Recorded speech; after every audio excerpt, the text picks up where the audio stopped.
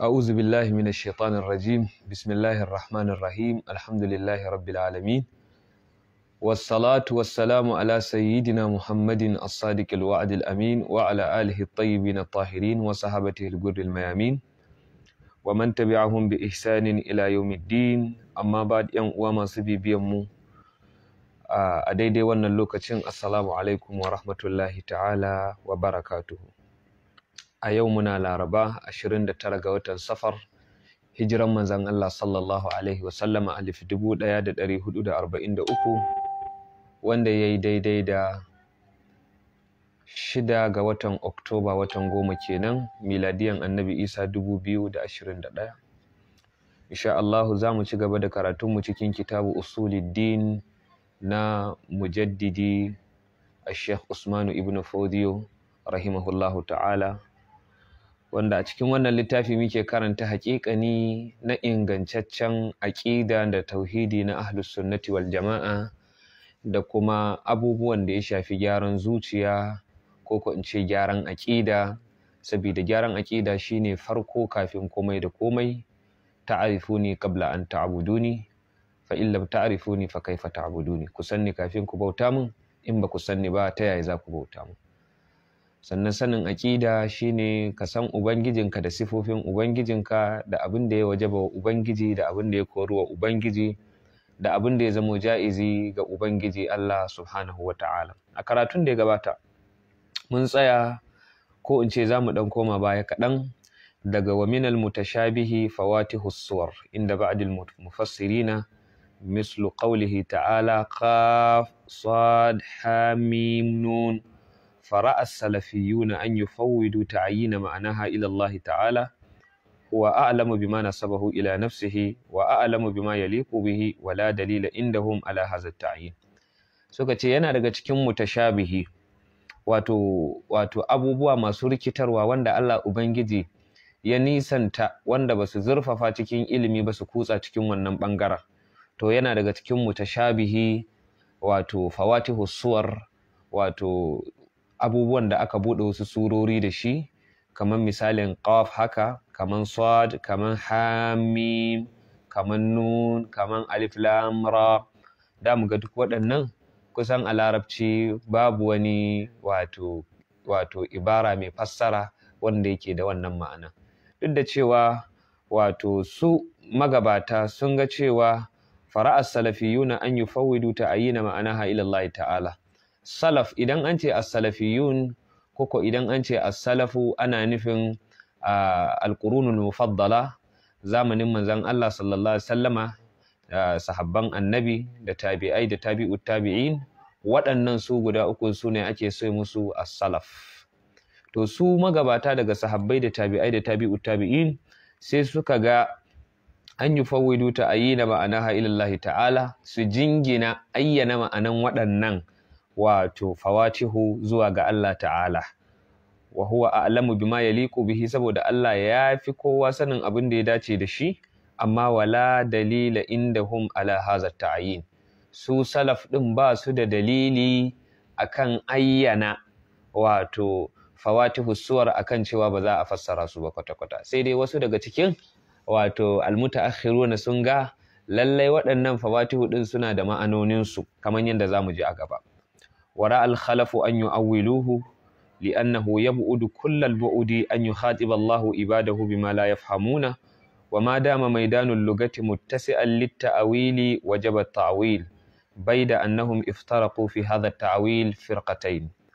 yace amma khalaf, wato wanda suka biyo bayan salaful umma kenan, sai suka ga annahu yab'udu kullal bu'd, ya nisanta matukan nisanta, an yi khatiba Allah ta'ala ibadahu bima la yafhamun, Allah yayi magana da bayinsa da abin da ba su fahimta.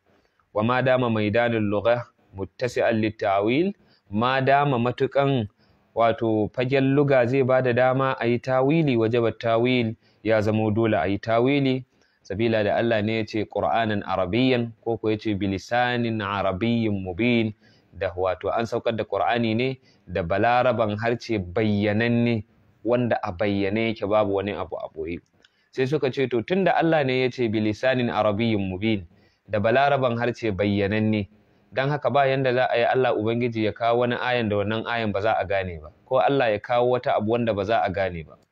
Wasu sai suka ce lallai za a iya tawilin waɗannan fawatihus suwar din, kamar misalin alif lam mim, yanda wasu suka ce alif din nan yana dilala ne zuwa ga farkon sunan Allahu, lamun din nan yana ishara ne zuwa ga ƙarshen sunan Jibrilu, mimun din nan yana ishara ne zuwa ga wato farkon sunan Annabi Muhammadu. Sai aka ce wannan yana nuni zuwa ga wannan littafi ya zo ne daga Allahu, sai Jibrilu ya ɗauko ya isar da shi zuwa ga Muhammadu da ire-irensu. Wasu suka ce kamar misalin alif lam ra, idan aka ɗauki alif lam ra aka haɗa shi da hamim, aka haɗa shi da nun, sai aga ya fitar da ar-rahmanu. So sai suka ce waɗannan wato fawatihus suwar din suna da ma'anonin da suke isarwa, wato wadda Allah ubangiji ya sanar da wasu daga cikin bayansa. Wasu sai suka ce kamar malaman ulumul Qur'an suka ce Allah ya yi amfani da uslubin wato waɗannan fawatihus suwar din wanda harafofi ne su ba kalmomi ba. Harafi kuma shi kaɗansa a zatinsa bai da ma'ana sai idan harafin ya hauhawa daga wazani wanda su larabawa suke auna kalma da wannan, wanda alal aƙalli na wannan wazani ɗin shine fa'ala.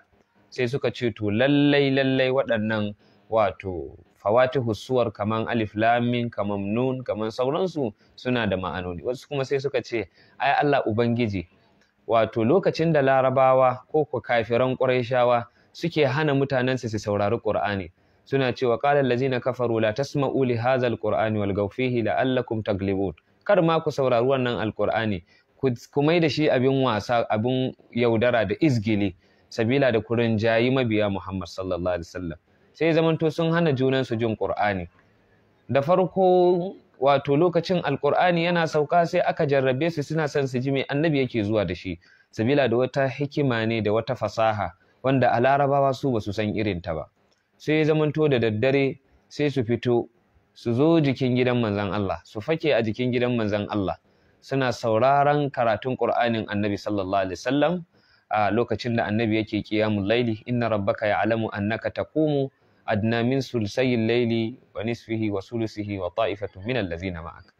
To sai zamanto idan sun zo sun taru, idan da su watse sai su haɗu sai su ce kai ma ka zo ne, wannan ma ya zo ne, su Abu Jahal, su Mugira, su Walid, sai su ga dukkan sun zo sai zamanto sun ce to karfa mu dawo gobe, kar mutanen mu su gani. Sai aka ce to da suka fara saka wasa da izgili ba su tsayawa su ji Qur'anin, sai Allah ya amfani da wannan uslubin na harufa. Misali idan an ce alif lam mim sai su zama mamaki, ka ji wani sabon abu kuma da bamu san shi ba, menene kuma alif lam mim? Sai su tsantsaya, sai Allah ya hurgo magana, ma'ana jawo hankali ne da jawo jin su da sauraron su zuwa ga wato shi alqur'ani din. Allah ya amfani da wannan uslubin. Sai malam ya ce mana bai da annahum iftaraqu fi hadha ta'wili ila firqatayn. Sai dai su al-khalaf din da suka ce za a yi tawilin wato fawatihus suwar da wasu ayoyin da ake ganin su mutashabihai ne, sun rabu kashi biyu dangane da maganan yaya za a yi tawilin su.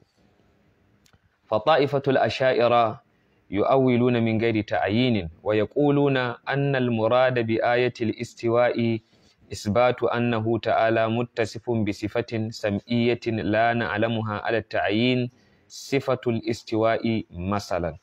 Sai suka ce wato daga cikin ɓangarorin da aka kakkasu ɗin akwai ta'ifatul asha'ira, wanda su waɗannan ta'ifatul asha'ira ɗin yu'awwiluna min ghairi ta'yinin, suna yin tawili na ayoyin ba tare da sun ayyana menene ma'anan ayan ba, sai dai su yi tawili.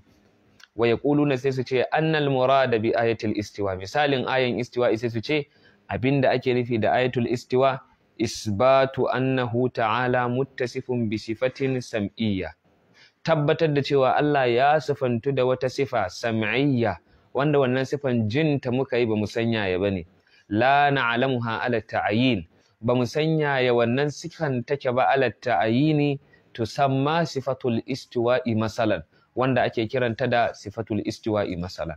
Kamar yadda a karatuttukan da ya gabata mun faɗi cewa kamar misali sifofi da mutane suke da irin waɗannan sifofin, kuma mutane ana faɗan wannan sifofin abin da zai fara zuwa a tunaninsu shine wato sifa ta jariha, kamar misali yadu, kamar misalin ainu da makamantansu, ko kuma sifa na aiki kamar misalin zuwa ko kuma sakkowa da makamantansu.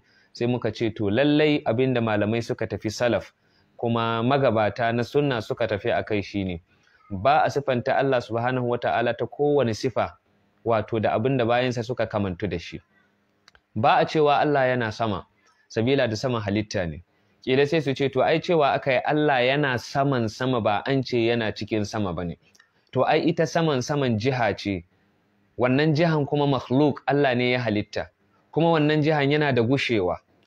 Sai dai mu dawo kan abinda Sayyiduna Ali ibn Abi Talib ya tabbatar mana a ingantaccen wato kauli cewa wa huwa al'ana alama alaihi kana. Yanda Allah yake tun kafin ya halicci sammai, yanda Allah yake tun kafin ya halicci al'arshu, haka Allah Ubangiji yake. Kamar misalin sifa na yadullahi fawqa aydihim da makamantansu, sai dai a ce wannan sifa na yadu din sai a sifanta ta da ma'anan ne qa'imun bizzati, ma'ana ne qa'imun bizzati, wanda qa'imi ne da zatin Allah ta'ala, ba wai wannan ma'anan yana sawwara Allah ta'ala da abin da kai, kamar yadda na faɗa mana a wancan karatu. Su mushabbiha idan suka zo sai su ce maka Allah na da hannu, tunda Allah ne ya tabbatar ma kansa da hannu, amma ba mu san wani irin hannu bane. Sai su ce ai mu ba mu san haƙiƙan ba mu san kaifiyan ba. To a wannan ma akwai tashbihi a ciki, sabila da zaran ka ce hannu, to ma'anansa abin da yake kaiwa shine wani abu na jariha wanda ake amfani da shi domin damka, wanda ake amfani da shi domin wani manfa'a, wanda shi kuma Allah subhanahu wata'ala qa'imun bi zatihi ne, ya dogara da zatinsa. Allah Ubangiji ba ya da wani sifa wadda wannan sifan yayi kama da sifan halittu kwata-kwata. In ka ji Allah ya sifanta kansa da ji, to ji ne irin na Allah ta'ala. In ka ji Allah Ubangiji ya sifanta kansa da hannu, misali ya ce yadullahi, to ma'ana ne ƙa'imi da zatin Allah ta'ala, ba wai sifa ce ta jariha ba, wanda insha Allah karatuttukanmu na gaba zai tabbatar mana. Shine suka ce su ɓangaren asha'ira sun tafi akan annal murada bi ayatul istiwa, abinda ake nufi da ayatul istiwa kaman ar-rahmanu alal arshi istawa, wanda aya ne da an yi fassarori, an shagaltar da kwakwalen malamai da yawa. Menene ake nufi da ar-rahmanu alal arshi istawa, me Allah yake nufi da istawa alal arsh? Wasu mushabbiha suka ce zamani, a'a mu'attila daga cikin mu'tazila suka kore gaba ɗaya ma, suka kore sifofin kamar misali irin waɗannan. To su kuma malamai kamar misalin asha'ira sai suka ce abinda Allah yake nufi da istiwa'i shine wato muttasifun bi sifatin sam'iyya. Allah ya sifantu da wata sifa wanda wannan sifan jinta muka yi, sunanta al-istiwa. Wannan sifan la na'lamuha ala ta'yin, ba mu san yaya wannan sifan take ba, ala ta'yin kwata-kwata ba mu sani ba. Sunan wannan sifan al-istiwa, amma kuma ba mu san ta'yini ba, ba mu san kaifiya ba. Al-istiwa'u ma'lumun wal kaifu ghairu ma'qul, kaman yanda aka rawaita daga Imam Malik. Istiwa'i sananne ne, amma a ce kaifa, ai kaifa a haƙƙin Allah ta'ala gairu ma'qul, abu ne wanda ba zai ɗauki hankali ba. Duk da cewa ana yawaita yada cewa wal kaifa majhulun, wannan wal kaifa majhulun din ba ya da isnadi ingantacce zuwa ga Imam Malik. A'a, wal kaifa gairu ma'qul, yaya Allah yayi istiwa'i, ai Allah baya da kaifa, ko a hankali ma bai kamata hankali ma ya tunano cewa Allah za a sifanta shi da kaifa ba. Wa ta'ifatul muta'akkirina yu'ayyinuna fayaquluna anna al-murada bil istiwa'i huna huwa al-istila wal qahr min ghairi mu'anatin wala takallufin li'anna al-lughata tattasi'u li hadha al-ma'na. Amma wa ta'ifatul muta'akkirin, wasu jama'a daga cikin al-muta'akkirun, ma'ana wanda suka biyo bayan salaf, wanda suka biyo daga karni na 4, karni na 5 yayi ƙasa daga cikin malaman aqida na ahlus sunna, sun ce annal murada bil istiwa, abinda Allah yake nufi da istiwa'i anan huwa al-istila'u, shine al-istila. Ma'ana Allah Ubangiji ya mamayi, wal qahr, Allah Ubangiji ya qahara, ya mamaye wato al'arshu, tun daga kan al'arshu har zuwa kasai suna cikin isa ne da qabda ne da kuma iko ne da mulki da tasarrufi na Allah ta'ala, min gairi ma'anatin wala takallufin, ba tare da an zo ana damuwa kuma ana kawo ci da ƙarfi ana kawo takalluf ba, li'anna lugata tattasi'u li hadha al-ma'ana, sabila da lugar larabci zai yalwaci wannan ma'anan na al-istiwa'u bi ma'ana al-istila. Kamar misali idan muka ɗauki al-istiwa ɗin a cikin alƙur'ani, za mu ga su waɗanda suke so su nuna al-istiwa'u ana nufin zama ne, ko ku al-istiwa'u ana nufin an je can saman al'arshin ne an makale a wani waje. To ai za mu ga ya sha bamban tunda ma'anonin istiwa'i ya zo daban-daban a cikin alƙur'ani. Kamar misali Allah Ubangiji yana faɗa mana wa qala irkabu fiha bismillahi majriha wa mursaha inna rabbi laghafurur rahim wa hiya tajri bihim fi mawjin kaldibal wa nada nuhu ibnahu wa kana fil ma'zili ya bunayya irkab ma'ana wa la takun ma'al kafirin wa qila ya ardu bla'i ma'aki wa ya sama'u qla'i wa qida al-ma'u wa qudiya al-amru wastawat 'ala al-judi wastawat 'ala al-judi ta yi istiwa'i. Kaga anan wastawat 'ala al-judi tana nufin judi din nan dutse ne, ta daidaita akan dutse. To amma idan ka lura kaga anan yana nuni ne akan al-istiqra. To kuma kai ma da kake so ka nuna cewa Allah yayi istiwa'i din, da kake shabbaha Allah, da ka nisanta Allah daga al-istiqra ko ko al-istiqrar. Allah Ubangiji yayi istiqrari ne. Sabila da idan Allah an ce yayi istiqrari ne na misalin wastawat alal judi, to da za a ɗauki al'arshin to Allah Ubangiji zai faɗo kenan, wanda ta'ala Allahu an zalika uluwan kabira. Shi yasa idan muka koma lugar larabci za mu ga istiwa'i yana da ma'anoni sama da guda 15 kamar yadda malamai suka faɗa. To don haka dole idan za ka faɗi tawilin ka koma zuwa ga tawilin salaf ko ka koma zuwa ga tawilin al-khalaf, waɗanda su ne magabata wanda suka yi tawilin daidai da abin da ba zai sufanta Allah Ubangiji da sifofin bayinsa ba. Wallahu ta'ala a'lam. Saboda haka suka ce jama'an al-muta'akkirun, kamar yadda ina tsammanin Sheikh Muhammad Abdul Azim Az-Zarqani ya kawo cikin littafin sa Manahilul Irfan fi Ulumil Qur'an mujalladi na 2, ya kawo wannan bayanin.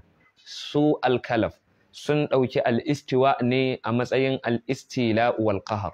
Sifanta al-istiwa da istila'u da qahr ya nisanta gabarin sifanta Allah ta'ala da sifa irin na zama. Dan haka lokacin da wani ya zo ya ce maka aina Allah, to wannan yana so ya jefa maka wani shakka da imani a cikin imaninka sosai sosai. Sabila da mafi yawa sukan ɗauko hadisul jariya, hadisin kuyanga da annabi ya ce mata ina Allah yake, sai ta nuna sama, ta ce Allahu fis sama. Wannan hadisin kwata-kwata ya nisanta da yi istidlali da shi domin a nuna cewa Allah Ubangiji ainihin daulan da yake zaune, duniyan da yake zaune can sama ne, ya nisanta nesa kwarai da gaske. Sabila da ita wannan jariya da annabi ya tambaye ta aina Allah, ba musulma bane a wannan lokacin, bata ma musulunta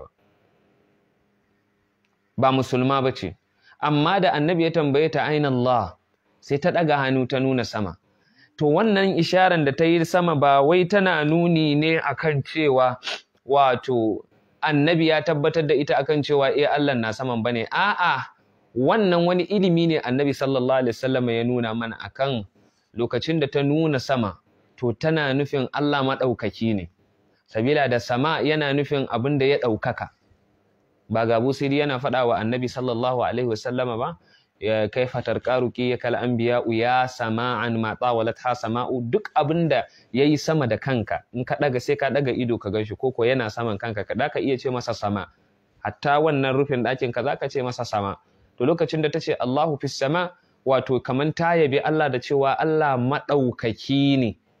Koko idan ma ta faɗa cewa Allah yana saman ne, annabi ba ya tabbatar mata da cewa Allah yana jihan saman bane. A'a la. Allah Ubangiji yana tare da halittunsa na sama kamar yadda yake tare da halittunsa na ƙasa. Kamar yadda Allah Ubangiji ya faɗa cikin ayoyin Alƙur'ani yana sama, haka Allah Ubangiji ya faɗa cikin ayoyin Alƙur'ani yana ƙasa. Wanda suke so su yi tawilin cewa Allah yana sama da waɗannan ayoyi ɗin, to su dawo su sake duba waɗancan ayoyi ɗin domin kada su yi tanaƙudi, koko domin waɗancan ayoyin da suke so su yi tawilin su akan Allah yana sama da waɗannan ayoyi da Allah Ubangiji ya nuna yana tare da bayinsa wanda suke ƙasa da wanda suke ƙasan ƙasai ma kar suna ta'arudi da waɗancan ayoyi ɗin. Mun karanta waɗancan ayoyi ɗin, kusan mun yi karatu a kansa wancan satin, a amintum man fis sama'i an yaksifa bikumul arda ko ko ar-rahmanu alal arshi istawa ko ilaihi yas'adul kalimut tayyib wal amalu salihu yarfa'uhu, to zamu ga a gefe guda kuma Allah ubangiji ya nuna mana wanda ubangijin da yace mana shi din yana sama. huwa allazi khalaqa lakum ma fil ardi jami'an thumma stawa ila as-sama'i fasawwahunna sab'a samawatin wa huwa bi kulli khalqin alim. To wannan ubangijin ne yace mana kuma wa huwa allazi fis sama'i ilahun wa fil ardi ilah, shine wanda a sama Allah ne a ƙasa ma Allah ne. wa huwa allazi fis samawati wa fil ardi, shine wanda yana sama kuma yana ƙasa. ya'lamu sirrakum wa jahrakum, yani suka ce bi ilmihi da iliminsa. koko khalaqa samawati wal arda summa stawa ala al arshi, ya halicci sama ya halicci ƙasa sannan yayi istiwa'i akan al arshi yudabbiru al amr. sai suka ce wannan ayan ma yana nuna khalaqa samawati wal arda summa stawa ala al arshi yudabbiru al amr. Wato nan da Allah ubangiji da yace istawa ala sama yudabbiru al amr, istiwa'in ma'ana bi tadbirihi kenan, sai ka ce huwa fis sama'i bi tadbirihi. Tunda misali idan ka ce mana huwa fil ardi bi ilmihi, ko ba haka ba, ko da yace huwa ma'a khalqihi wa huwa ma'akum aina ma kuntum bi ilmihi ne, to sai ka duba tawilin da zaka yi. Tunda kai tawilin mu wa'incan ayoyin, to wa'innan ayoyin ma suna bukatuwa zuwa ga tawili. Na'am. To dan haka wannan shine tacaccen mazhabi na ahlus sunna. wa marji'u hadha al-khilaf huwa ikhtilafuhum fi qawlihi ta'ala fi sha'nil mutashabih min al-Qur'ani wa ma ya'lamu ta'wilahu illa Allah والراسخون في العلم يقولون آمنا به كل من عند ربنا وما يذكر إلا أولو الألباب فمن قال بالوقف على قوله وما يعلم تعويله إلا الله يرى أن المتشابه لا يعلم تعويله أحد من البشر وأن الراسخون في العلم منهم يفوضون علمه إلى ربهم ويؤمنون به من غير بحث أو تعويل. وأما الذي أطف الراسخون في العلم على لفظ الجلالة وجعل الوقف عليها قال إن الراسخين في العلم في مقدورهم تعويله بإرادة معنى يحتمله اللفظ ويتفق معه مع تنزيهه سبحانه وتعالى عن المشابهة بخلقه وهذا الوجه أوجه عند المؤلف رحمه الله تعالى كما يرى ذلك في تواليفه. شو عثمان بن fodio yace wa marji'u hadha al-khilaf, makoman wannan sabani duka huwa ikhtilafuhum, shine sabanin su fi qaulihi ta'ala, cikin fadin Allah ta'ala fi sha'anil mutashabihi, dangane da aya mutashabihi. Allah shi ya faɗa mana ayoyin Qur'ani kashi biyu ne, akwai ayatun muhkamatun, akwai ayatun mutashabihatun. Akwai ayoyi wanda fassarar su a fili yake, akwai kuma ayoyi wanda mutashabihai ne. Wannan ayoyin da fassarar su a fili yake babu wani sabani akan fassarar su, babu. Wannan ayoyi mutashabihai kuma idan an zo da a tsaya ne. To shine Allah ubangiji da yake faɗa mana huwa allazi anzala alaykal kitaba minhu ayatun muhkamatun.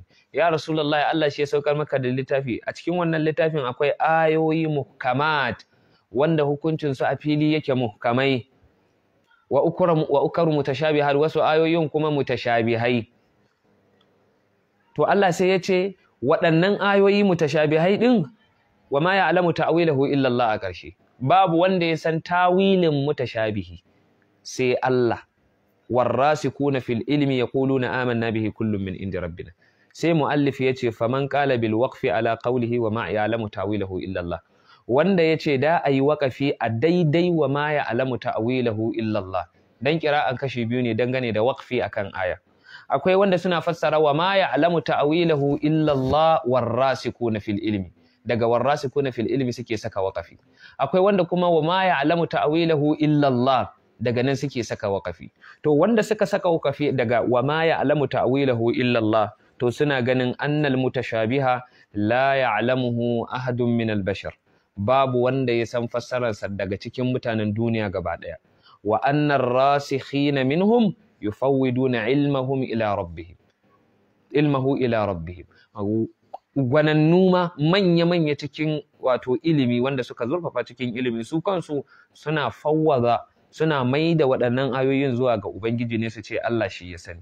Wa yu'minuna bihi min ghairi bahsin aw ta'wilin, kuma suna imani da wannan ayoyin ba tare da sun bincika menene wani bincike ba ko menene tawili, sabila da tuntuni Allah ya ce musu wa ma ya'lamu ta'wilahu illa Allah.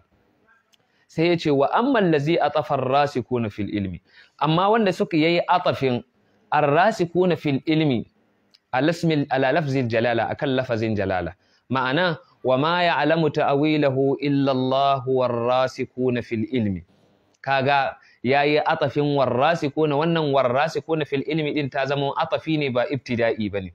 War-rasikuna fil ilmi, ba wanda ya san tawilin wannan aya sai Allah da kuma ar-rasikuna, wanda suke da zurfi cikin ilimi. Waja'ala al-waqfa alaiha, ya saka waqafi akan ar-rasikuna fil ilmi, qala to su a fahimtar su annar rasikina fil ilmi, waɗanda Allah ya buɗa musu ya haskaka musu cikin ilimi suka zurfafa fi maqdurihim ta'wilahu bi iradati ma'nan yahtamiluhu al-lafzu wa yattafiq, wato suna da ikon su iya tawilin ayoyin nan mutashabihai, kamar na istiwa'i, ayoyin mutashabihai kamar na misali sifofin yadu haka da ainu haka da saƙowa haka da makamantansu, da su iya tawilinsa bi iradati ma'anan, kuma su yi tawilinsa daidai da ma'anan da yahtamiluhu al-lafzu wa yattafiqu ma'a tanzihihi subhanahu wa ta'ala, lafazin zai ɗauka kuma zai dace da tsarkake Allah ta'ala anil mutashabih, gabarin mutashabihi. Wa hadhal wajhu, wannan fiska kuma aujahu inda al-muallif, shi yafi daidai da abinda shi Shehu Usmanu dan Fodio yake gani, kama yura zalika fi tawalifihi, kaman yanda za a ga haka cikin talifofinsa. To a takeice abin da shige nan wajen, sahabban manzon Allah ba su yi tawili ba, tabi'ai ba su yi tawili ba, tabi'ut tabi'ina ba su yi tawili ba, sannan kuma malamai sun faɗi dalilin da yasa sahabbai ba su yi tawili din ba, kamar yadda za mu samu haka cikin wato littattafai da rubuce-rubuce na malamai.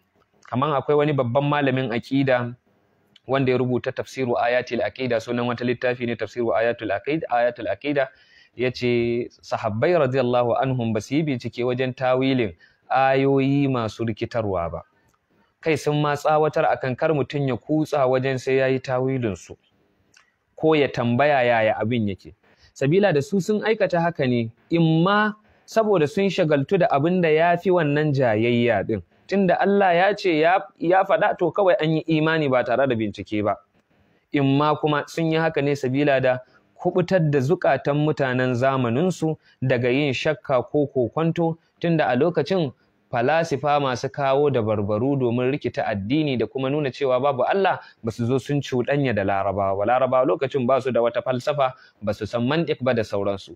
Sai suka ce to wannan lokacin babu daruran cewa sai an zo ana yin wannan tawili din. Sai suka wadata da fassara wato na Alƙur'ani dangane da abin da ya bayyana musu. To wannan shine kamar yadda yazo cikin tafsiru ayatul aqida din. Kuma za mu samu sahabban manzon Allah sallallahu alaihi wasallama, lokacin manzon Allah sallallahu alaihi wasallama na raye, ko da Qur'ani ma ba a hada ba sai bayan wafatin manzon Allah. Sannan kuma bayan zamanin Sayyidina Abubakar aka hada Qur'ani Abubakar, a zamanin Sayyidina Usman aka sake hadawa na biyu, har dai aka zo matakin da ake. To shagaltuwan sahabbai da yaki, da shagaltuwan sahabbai da yada musulunci, da shagaltuwan sahabbai da bin manzon Allah, da son manzon Allah, da kuma riko da manzon Allah ya hana su yi komai. Kawai su ba su ma bukatan mata wile. Allah ne ya faɗa to amanna bihi kullum min inda rabbina. Ina Allah ne ya faɗa to mun yi imani. Ba mu ma tambayan yaya al'amarin yake. Amma abin da zai baka mamaki yanda wasu suka dage sai sun shabbaha Allah, sai sun maida Allah kaman mutum. Sai mutum ya dage ya ce maka dole sai ka ce Allah na sama. Kuma idan ka ce Allah na saman nan, ya saba da abin da Alƙur'ani ya yi nuni a kai. Ya saba da abin da manzon Allah sallallahu alaihi wasallama ya karantar. Kuma ya saba da aƙida na musulmi, sabila da aƙida ne na nasara, su ne suke cewa Allah yana sama. Ta'ala Allahu an zalika uluwan kabira, ko su ce wanda yake sama, ta'ala Allahu an zalika uluwan kabira. Kai hatta ma cewa da ake al'adiyanu samawiyya, duka akwai garan bawul a cikin abubuwa da dama da ake so a yi tadlisin su, a shabbaha su ga al'umma. Mu gane. Amma insha Allah muna tafi, insha Allah karatunmu zai zo da mu har gurin da wanda yake neman shari'a insha Allah zai samu shiriya kuma zai samu mafita dangane da abin da ya kamata ya tsaya akai dangane da tacaccen aqida na ahlus sunnati wal jamaa. Sai wato malam ya ci gaba da ce mana irshadun wa tahzir. Za a dan yi wani irshadi da kuma tsawatarwa a nan wajen da a nuna wa mutane wani abin da za su tsawata gabarinsa. Laqad asrafa ba'dun nasi fi hadha al-asri. Hakika wasu mutane sun shige gona da iri a wannan zamani. Fakhadu fil mutashabihi min as-sifati bighairi haqqin. Sai suka fada a cikin mutashabihi daga cikin sifofin Allah ba tare da gaskiya ba.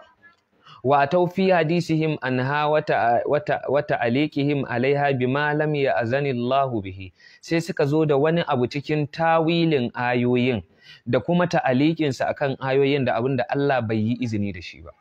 Kaga yana nufin wahabiyya kenan, yana nufin masu cewa su 'yan salafiya kenan Sheikh Usman. Yana nufin wahabiyya an samu wasu mutane da suke kawowa a wannan zamanin daga ayoyi waɗannan ayoyin suna da alaka da sifofin Allah. Sai su zo suna fassara waɗannan ayoyin kuma suna ta'aliki a wannan ayoyin bima lam ya'zani Allahu da abin da Allah bai yi izini da shi ba.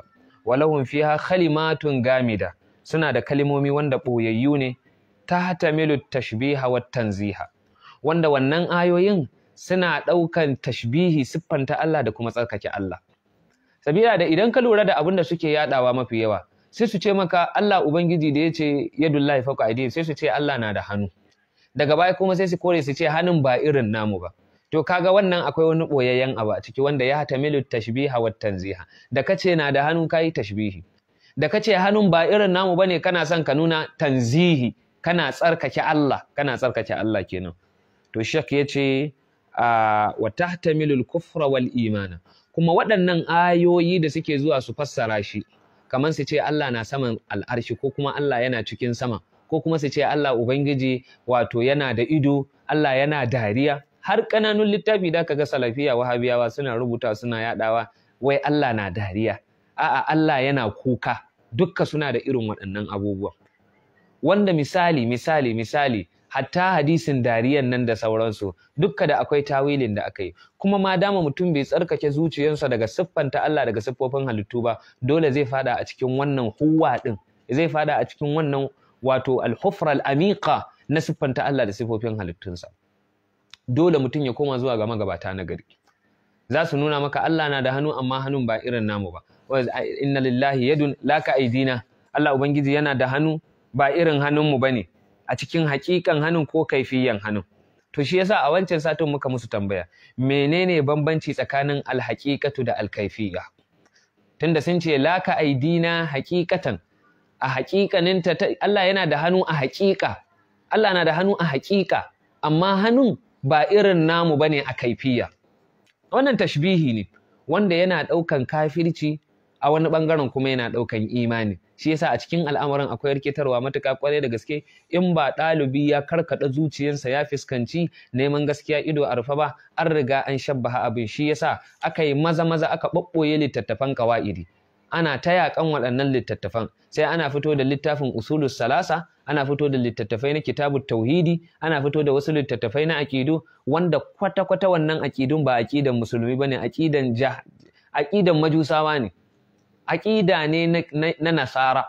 Sifanta Allah da cewa ka ce Allah na can sama yayi ɗororo akan al'arshi, aƙida ne na nasara wanda yana cikin littattafan usulul salasa. Har ma da kaga an saka yatsu haka, an sa ma yatsa ɗaya haka, aina Allah, sai a ce ma Allahu fi sama. Wallahi talla wannan kalma ce ta kafirci, wanda kalma ce ba ta da alaka da aqidan musulmi kwata-kwata. Lokacin da kace Allah ubangiji yana sama, ba Allah bane ya halicci sama?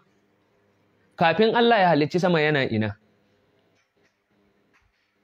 Ai Allah shi ya halicci waje, shi ya halicci jiha, shi ya halicci ko ina. Don haka Allah baya buƙatuwa zuwa ga waje, baya buƙatuwa zuwa ga jiha, kuma baya buƙatuwa zuwa ga wani abu daga cikin halittunsa. Allah da ya halicci sama ya buwaya ya koma sama, ya buwaya. A'a, halittu su suka zo, Allah ne ya tarar da wato halittu su suka tarar da Ubangiji. Da halittu babu su, Allah kuma shine samamme. Allah sai ya samar da halittu. Da halittu suka zo suka tarar da Allah, to yaya za a yi kuma Allah ya koma cikin halittun? Kaga wannan a hankalta ma hankalinka ba zai ɗauka ba. In ka ce yana saman sammai ne, saman samman ma halitta ne, sabila da sama tana da iyaka. Allah kuma na da iyaka? Duk girman saman nan yana da iyaka, akwai iyakan nan iyanan Allah Ubangiji ya shata girman saman, iyanan ne. To sai mu tambaye ka, to Allah kuma yana da iyaka? Idan dai har Allah yana sama to yana da iyaka, tunda akwai iyakan shatin da aka yi ma saman na iya girmanta. Kaga an siffanta Allah da ardi, an siffanta Allah subhanahu wata'ala da tuli, an siffanta Allah amma kuma a ɓoye. Shi yasa Shehu Usmanu ya ce wannan kalma, wato wannan fassare-fassare da da mu samu tahtamilu at-tashbiha wa tanziha, da suke ɗaukan tashbihi da kuma tanzihi, wa tahtamilu al-kufra wal imana, kuma suke ɗaukan kafirci suke ɗaukan imani, hatta batat hazihi al-kalimatu nafsuha min al-mutashabihat. Har waɗannan kalmomi kashin kansu da kansu suka zamantowa su kansu kalmomin mutashabihai ne, kai kanka ka rasa yaya da ka fassara kalmomin. Dan haka kyakkyawan aqida na ahlus sunnati wal jama'a shine Allahu mawjudun bila makan wa la yaklu minhu makan. Allah samamme ne ba tare da waje ba, kuma waje bai wofanta gabarin Allah ba. Wannan shine tacaccen aqida. Allah samamme ne ba tare da waje ba. Cewa da ake Allah na ƙasa, amma ƙasa ba gurin Allah, a'a ƙasa ta tarar da, wato Allah ne ta tarar da Ubangiji ne. Allah na tare da bayinsa. Ma'iyyan Allah da bayinsa shi yasa bayi ba su wofanta gabarin Ubangiji.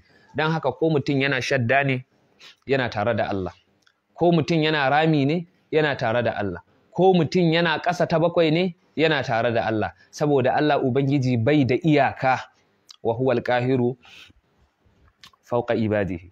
Yace hatta batat hazihi al-kalimatu nafsuha min al-mutashabihat wa min al-mu'safi. Daga cikin abin da yake bakantare, annahum yuwajihuna al-ammata wa ashbahahum bihaza, suna fiskantan amawan mutane da makamantansu da wannan munanan aqida na sifanta Allah subhanahu wata'ala da cewa yana sama, ko ka sifanta Allah da cewa Allah Ubangiji yana da hannu, ko yana da kafa, ko yana dariya, ko yana wani abu. Wa min al-muhzini, abinda yake dada bakanta rai, annahum yansibuna ma yaquluna ila salafina salih, suna dangana abinda suke faɗa na wannan mummunan aqida zuwa ga salaf. Sai su ce maka su ƴan salafiyya ne.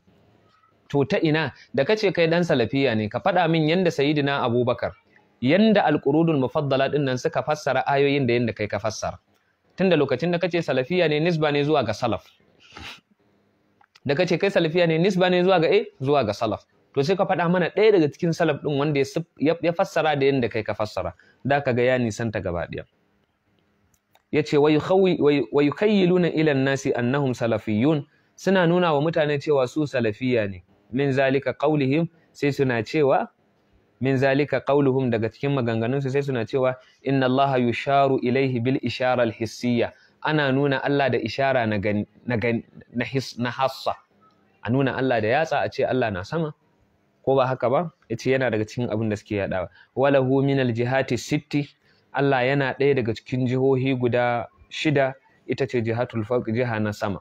Wa yaquluna, suna cewa innahu istawa ala arshihi bi zatihi istiwa'an haqiqiyan, Allah yayi istiwa'i akan al'arshinsa da zatinsa istiwa'i na haƙiƙa, bi ma'ana annahu istaqarra fawqahu istiqraran haqiqiyan, suna nuna ai Allah ya zauna ne das akan al'arshi zama na haƙiƙa. Gaira annahum ya'uduna, daga baya kuma sai su dawo fa yaquluna, sai su ce laisa kastiqrarina, ba irin zaman mu ba, wa laisa alama na arifu, ba irin yanda muka sani ba. Kaga sai ya kawo duka shubuhan da suke yadawa. Sai su yada maka shubuhan Allah na sama, yana al'arshi, ya yi das akan al'arshi, amma ba irin zaman mu ba, ba irin istiwa'in mu ba. To wannan shine ainihin munafurci da kuma ainihin aqida na kafirci. Ainihin munafurci da ainihin aqida na kafirci. Inda ka kore ma Allah, ka kore ma Allah Ubangiji wato abinda bai cancanta ga Allah ba. Kullu ma khatara bi balika fallahu bi khilafi dhalika. Jalla an at-tamsili wat tashbihi wa amma kanin yastaqirru fihi. Li'annahu kana wala makanu fil azali lam yahwihi az-zamanu. To haka Allah Ubangiji yake. bima'ana innahu istaqarra fawqahu istiqraran haqiqiyan gaira annahum ya'uduna, daga baya sai su dawo fa yaqulun sai su ce laysa kastiqrarina, ba irin zaman mu ba, wa laysa alama na arifu, ba irin yanda muka sani ba, wa hakaza yatanawaluna amsal hadhihi al-aya, haka suke daukan misalsalan waɗannan ayoyi, wa laysa lahum mustanadun fi ma na'lamu, mu dai ba mu san madogaran su ba, illa tashabbusa bizawahir, sai dai suna cuɗanya wato zawahir, suna cuɗanya da zahirin ayoyi domin su sifanta Allah Ubangiji da sifofin halittunsa. wa qad tajallalaka mazhabu salafi wal khalaf, hakika kuma mazhabi na salaf da khalaf ya bayyana maka a zahiri. Kaga anan idan mutum ya zo yana dan faruwa maka da Shehu Usman dan Fodio, to ya je ya nemi wani Shehu dan Fodio. Ga Shehu dan Fodio cikin aqidansa, kuma ita ce tacacciyar aqida ta ahlus sunnati wal jamaa, kuma ita ce aqida ta sufaye gabaki ɗayan su, kuma muna roƙon Allah ya bar mu akan tacaccen aqida na ahlus sunnati wal jamaa. Ina ga lokaci yayi da zamu takaita wannan karatun, sai Allah ya hada mu a wani zama. aqulu qawli hadha wa astaghfirullah al-azim li wa lakum, wassalatu wassalamu ala sayyidina Muhammadin allazi idza masha fil barri al-akfari ta'allaqat al-wuhushu bi azyalihi. Daga ƙarshe akwai maganar da nake so zan yi dangane da abubuwan da mutane suke wato ake magana akai kullum musamman akan wato bambancin wato mazhaban Shi'a da kuma ɗariƙun sufaye. Har ga Allah wannan abu ne da yake fili, wanda kuma a zahiri wai ba mun yi haka bane domin mu nuna wa mutane muna yaƙan Shi'a, kwata-kwata ba haka bane. Muna son kowane ɓangare ne a bar shi a iyakokinsa. Shi'a sun san muna da bambanci da su, bambance-bambancen suna da yawa. Tun daga kan kalifanci, mun yarda da cewa Sayyidina Abubakar kalifan manzon Allah ne, Sayyidina Umar kalifan manzon Allah ne, Sayyidina Usman kalifan manzon Allah ne, kuma sun yi da kyakkyawan manufa kuma da yadda manzon Allah ya bari, amma su ba su yadda ba. Mun yadda da cewa sahabban manzon Allah sallallahu alaihi wasallam gaba ɗayan su adalai ne, as-sahabatu kulluhum udul, sahabbai gaba ɗayan su adalai ne. Amma cewa sahabbai gaba ɗayan su adalai ne ba yana nufin sahabbai ma'asumai bane. A'a, sahabbai da su iya yin kuskure a tsakaninsu, da su iya yin kuskure tsakaninsu da ubangijinsu tunda su ba ma'asumai bane. Amma da aka ce as-sahabatu kulluhum udul, ana nufin sahabbai gaba ɗayan su mutanen kirki ne, ba mutumin banza a cikin su, ba wanda haka kawai zai kirkira wa annabi ƙarya yayi shati faɗi a cikin su, a cikin ainihin sahabbai. Amma kuma anan ba za a gane ainihin manufan ba sai an bar cuɗanye tsakanin munafikai da sahabbai. Dan munafikai daban, sahabbai daban. Sahabbai ainihin musulmai wanda suna da itiqadin imani da manzon Allah a zuciyansu da zahirinsu. To kaga anan ma muna da bambanci da Shi'a, kuma su ma sun sani. Sannan muna da bambanci da su suna cewa ahlul baiti guda 12 nan, wato a'imma guda 12 nan, tun daga kan al-Imam Ali da kuma al-Imam al-Hasan da al-Imam al-Husain da al-Imam Ali Zainul Abidin da al-Imam Ja'far da har dai zuwa Mahdi, su suna da itikadin cewa waɗannan a'imma din gaba ɗayan su ma'asumai ne, ba su laifi, suna da isma irin ta annabawa. Kuma sun san mu ahlus sunnati wal jama'a ba mu yarda da cewa waɗannan ahlul baiti ma'asumai ne, suna da isma irin na annabawa ba. A'a, su mahfuzai ne, Allah ubangiji ya kiyaye su, Allah ubangiji ya ba su wani kariya, ya ba su wani ganuwa wanda ba su aikata laifi su dawwama akan wannan laifin, kuma in sun aikata laifi sukan gane kuskure ne su dawo daga kan wannan sabila da su fituloli ne, jagorori ne. Allah ya halice su ne domin su zamo jagororin al'umma kuma su shiryar da al'umma. Manzo Allah shine yace taraktu fikum as-saqalaini ma in tamassaktum bihima lan tadillu ba'di abadan, kitaballahi wa itrati. Manzo Allah yace na bar muku abu guda biyu wanda in kun rike su ba za ku bata ba, alqur'ani da iyalaina. Dan haka iyalan manzo Allah sallallahu alaihi wasallama mun tabbatar da cewa waɗannan iyalan su mahfuzai ne, ba ma'asumai bane. Amma a gurin Shi'a su ma'asumai ne, kuma isman su irin na annabawa ne. Kuma su a gurin Shi'a ma waɗannan a'imma guda 12 sun fi annabawa gaba ɗayan su ma. Annabi ne kawai basu fi shi. Wannan yana cikin aqidar Shi'a kuma kowa ya sani. Kuma yana daga cikin abin da su Shi'a din sun san muna da bambanci da su. Mu a gurin mu alqur'ani gaba ɗayansa shine abin da Allah ya faɗa mana ya saukar wa manzon Allah. Inna nahnu nazzalna dhikra wa inna lahu lahafizun.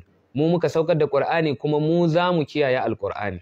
Amma su a gurin Shi'a suna ganin akwai ayoyin da ba a saka su a cikin alkur'ani mai girma ba. Kaga wannan ma bambanci ne.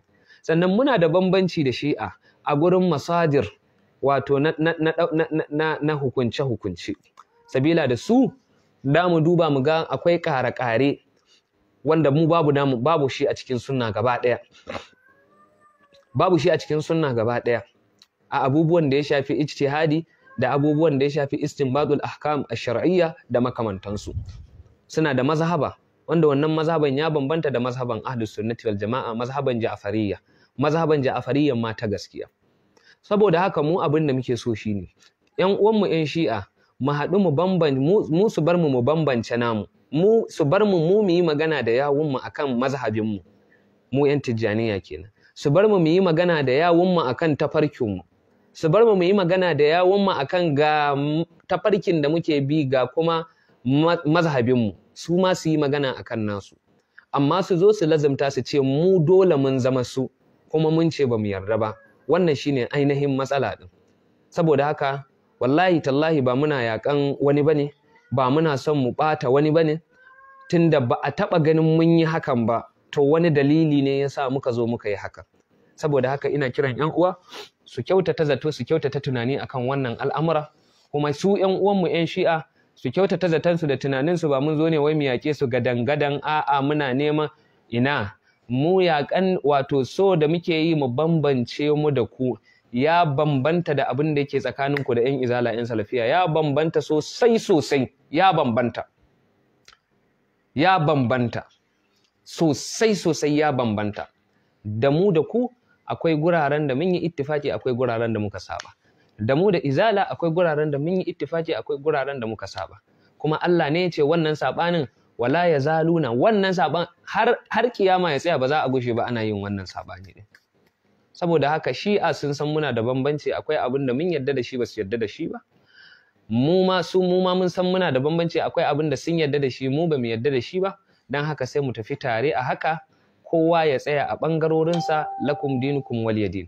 Muna roƙon Allah ubangiji ya gafarta mana zunubanmu, ya sada mu da alkhairin duniya da lahira, albarkan manzon Allah sallallahu alaihi wasallama. Aqulu qawli hadha wa astaghfirullah alazim li wa lakum. Assalamu alaikum wa rahmatullahi ta'ala wa barakatuh.